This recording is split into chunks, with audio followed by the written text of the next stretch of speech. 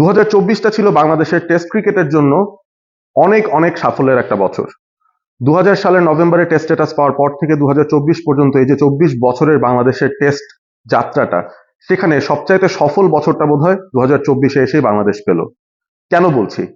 10টা test match খেলেছে বাংলাদেশ এবারে টেস্ট সাইকেলে, এবং এই 10টা টেস্ট ম্যাচের মধ্যে বাংলাদেশ 3টা টেস্টে জয় পেয়েছে, 7টা টেস্টে হেরেছে। একটু কি অবাক হচ্ছেন যে এটাই কিভাবে বাংলাদেশের সবচেয়ে সফল বছর হতে পারে? হ্যাঁ, অবাক হওয়ার মতোই ব্যাপার। তবে বাংলাদেশ এবারই প্রথম এইবারের 3 টেস্ট সাইকেলের মধ্যে সবচেয়ে ভালো পজিশনে এসে শেষ করেছে, এবং ওয়েস্ট ইন্ডিজের উপরে থেকে, অর্থাৎ অষ্টম পজিশনে থেকে টেস্ট সাইকেলটা বাংলাদেশ শেষ করতে পেরেছে।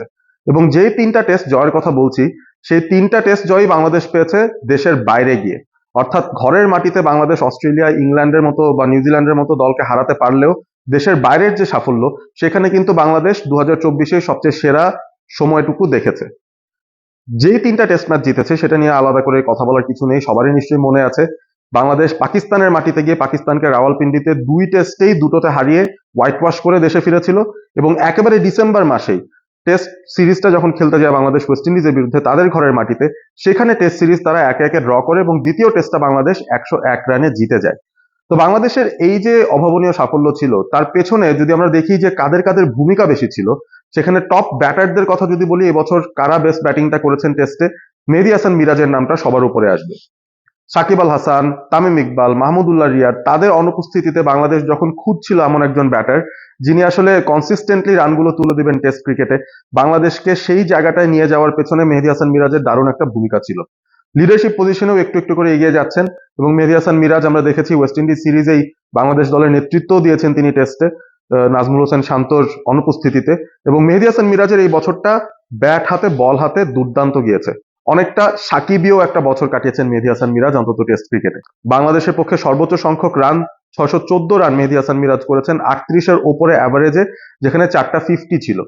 দ্বিতীয় স্থানে মমিনুল হক ছিলেন, 529 রান তিনি করেছেন, এবং সেখানে একটা সেঞ্চুরি ছিল ইন্ডিয়ার বিরুদ্ধে, সেই সাথে 5টা 50ও ছিল, অ্যাভারেজটা তার 31-এর একটু উপরে। এবং এরপর যদি যাই, সেখানে কিন্তু 30-এর উপরে অ্যাভারেজ সহ ব্যাটিং করেছেন এরকম ব্যাটারদের সংখ্যা খুব বেশি নেই। নাজমুল হোসেন শান্ত সেই ক্যাটাগরিতে আছেন, লিটন কুমার দাস কিছু রান পেয়েছেন। তবে সবচেয়ে কনসিস্টেন্সি যদি বলি, খুব কম সময়ের ভিতরেই 2024টাকে নিজের যিনি করে নিয়েছেন তিনি হচ্ছেন জাকের আলী অনিক। সাউথ আফ্রিকার সঙ্গে তিনি ডেবিউ পেয়েছিলেন, এবং এই 4টা 5টা টেস্ট ম্যাচের ভেতরেই জাকের আলী অনিক কিন্তু দুর্দান্ত পারফর্ম করেছেন ব্যাট হাতে। দল যখন ক্রাইসিসে থাকে সেই সময়ই জাকের আলী অনিক তিনি কিন্তু দাঁড়িয়ে যান। ঘরের মাটিতে সাউথ আফ্রিকার বিরুদ্ধে 50 পাওয়ার পাশাপাশি ওয়েস্ট ইন্ডিজের বিরুদ্ধে যে টেস্টটা বাংলাদেশ জিতেছিল, সেখানে তিনি প্রায় 100 করেই ফেলেছিলেন। একক প্রচেষ্টা 91 রানের একটা ইনিংস খেলে বাংলাদেশকে তিনি অনেক দূর এগিয়ে নিয়ে যান, যেটা পরবর্তীতে বোলাররা এসে পুষিয়ে দিয়ে ওয়েস্ট ইন্ডিজকে বাংলাদেশ 101 রানের বিশাল ব্যবধানে হারাতে সক্ষম হয়। সুতরাং জাকেরের কথাটাও আসলে ব্যাটিং এর এন্ডে আমরা না মেনশন করলেও নয়, তিনি এই 2024-এর ব্রেকআউট স্টারদের মধ্যে একজন। এবারে আসি বোলিং এ, যেটা মূলত টেস্ট ক্রিকেটে আপনাকে ম্যাচ জেতায়। সেই বোলিং এর জায়গাটায় বাংলাদেশের অভাবনীয় একটা উন্নতি হয়েছে, অন্তত পেস বোলিং ডিপার্টমেন্টে আমরা পরিসংখ্যানের দিক থেকে যদি বলি, সেখানে দুর্দান্ত একটা বছর কেটেছে বাংলাদেশের পেসারদের। তবে টপ চার্টসে যিনি আছেন সেই মেহেদী হাসান মিরাজ আবারও 35টা উইকেট নিয়ে মেহেদী হাসান মিরাজ টেস্ট ক্রিকেটে এবছর বাংলাদেশের সর্বোচ্চ উইকেট সংগ্রাহক, এবং এরপর রয়েছেন 30 উইকেট নিয়ে হাসান মাহমুদ। আমার কাছে অন্তত মনে হয় হাসান মাহমুদ বাংলাদেশের ক্রিকেটে এই মুহূর্তে পেসারদের মধ্যে সবচেয়ে বেশি ইমপ্রুভড একজন ক্রিকেটার। এবং এই বছরটায় হাসান মাহমুদ যে ধরনের বোলিং করেছেন, বিশেষ করে অ্যাওয়ে কন্ডিশনে পাকিস্তানের মতো ডোসাইল একটা উইকেটে তিনি যেভাবে পারফর্ম করেছেন রাওয়ালপিন্ডিতে, ওয়েস্ট ইন্ডিজে যে দুর্দান্ত পারফরমেন্সটা করেছেন হাসান মাহমুদ, এক কথায় অসাধারণ। দুটো 5-8 সহ 30টা উইকেট হাসান মাহমুদের দখলে এই 2024 বছরটাতে। এবং তারপর তাইজুল ইসলাম, যিনি বাংলাদেশের পক্ষে দ্রুততম টেস্টে 200 উইকেট, সেই 200 উইকেট পাওয়ার রেকর্ডটা তিনি করেছেন। 3টা 5-8 সহ তাইজুল ইসলাম, তিনিও 25টা উইকেট পেয়েছেন। 20টা উইকেট পেয়েছেন নাহিদ রানা, মাত্র 11 ইনিংস বল করার সুযোগ পেয়েছেন, 6 টেস্ট খেলেছেন নাহিদ রানা এবছর, এবং 20টা উইকেট পেয়ে বাংলাদেশের সবচেয়ে গতিসম্পন্ন বোলার তিনি। বাংলাদেশকে বেশ কয়েকটা জয়ের মুহূর্ত উপহার দিয়েছেন তার বোলিং দিয়ে। এরপরে আসি তাসকিন আহমেদ, সবচেয়ে কনসিস্টেন্ট বোলার বাংলাদেশের, মাত্র 8 ইনিংস বল করেছেন, এরই মধ্যে তিনি 19টা উইকেট দখল করেছেন এইবারের 2024 বছরটাতে। টেস্ট ক্রিকেট অনেকদিন যাবৎ খেলার সুযোগ পাচ্ছিলেন না ইনজুরির কারণে তাসকিন আহমেদ, তবে এই যে নতুন রিফর্ম, গত 2-1 বছর ধরে তাসকিন যেভাবে দলটাকে লিড করছেন অ্যাজ আ পেস বোলার, দেখার মতো অবস্থা। এবং তাসকিন আহমেদ আবারও তার কনসিস্টেন্সির প্রমাণ রেখেছেন এই দুর্দান্ত পারফরমেন্স দিয়ে। তো এবার যদি বলি টেস্ট ক্রিকেটে বাংলাদেশের এবছরের ব্রেকআউট স্টার কারা, বা এই বছরটা নিজের কারা করে নিয়েছেন, দুজনের নাম আমি অন্তত মেনশন করতে চাই। আপনারা এগ্রি করতে পারেন, নাও এগ্রি করতে পারেন। একজন ডেফিনেটলি হাসান মাহমুদ, যিনি 30টা উইকেট তো পেয়েছেনই। পাকিস্তানের বিরুদ্ধে দুটো টেস্ট জয়ে তার দারুণ ভূমিকা ছিল। ওয়েস্ট ইন্ডিজের বিরুদ্ধে দুর্দান্ত বোলিং করেছেন, ক্রাইসিস মোমেন্টে তিনি ক্রিটিক্যাল উইকেট গুলো তুলে নিয়েছেন এবং এতটা ভালো একজন টেস্ট বোলার তিনি, তার বোলিং অ্যাকশন থেকে শুরু করে তার ওভারঅল পারফরমেন্স সবকিছুই কিন্তু বাংলাদেশকে আলাদাভাবে উজ্জীবিত করছে এবং পেস ব্যাটারিটাকে আরো সমৃদ্ধ করছে।